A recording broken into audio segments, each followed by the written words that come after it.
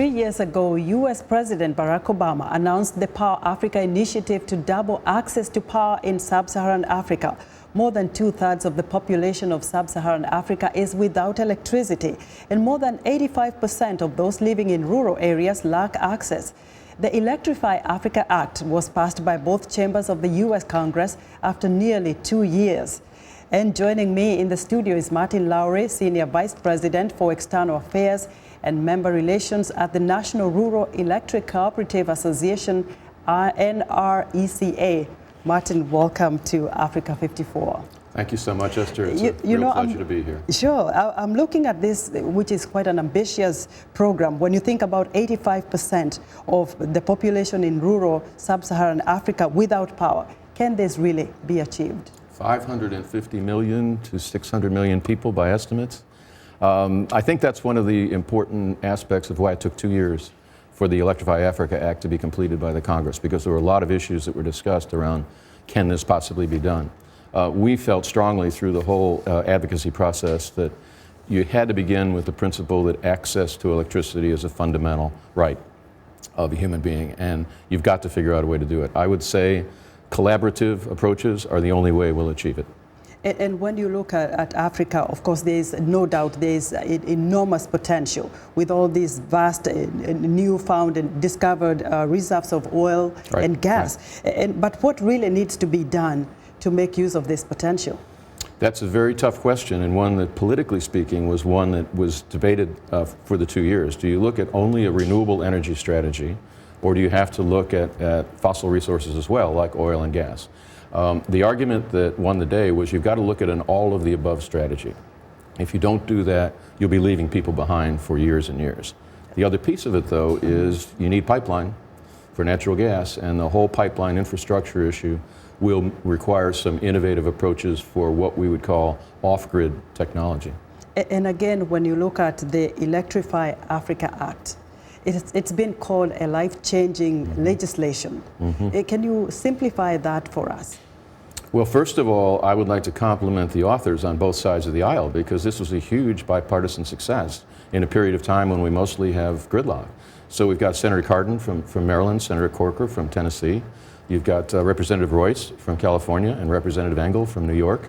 Those are the heroes of this story, and they fought hard to make sure that the whole principle here of access to electricity and the consequences of that for health, education, girls' education in particular, can be seen as absolutely essential to the globe.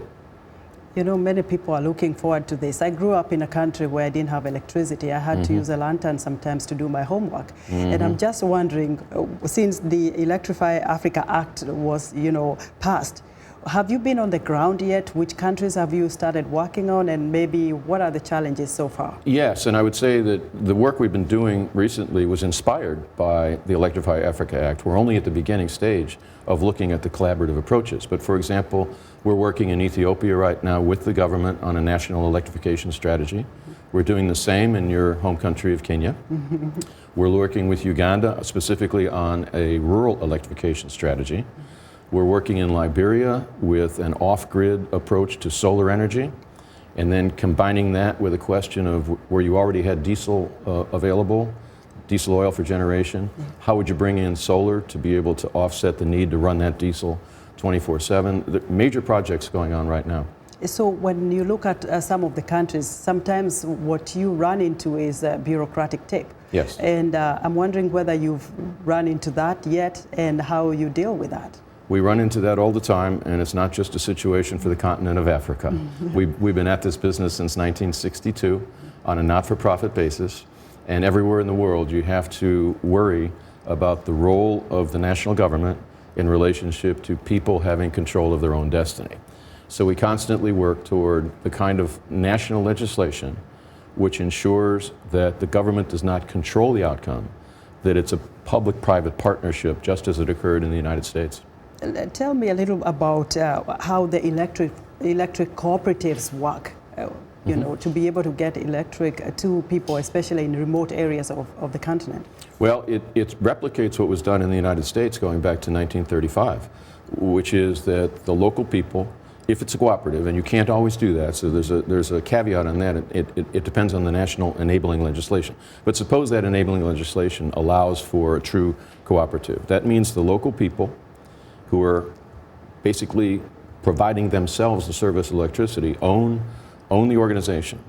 They maintain the system, they operate the system, and the money that you pay on your electric bill is credited to you as a member owner.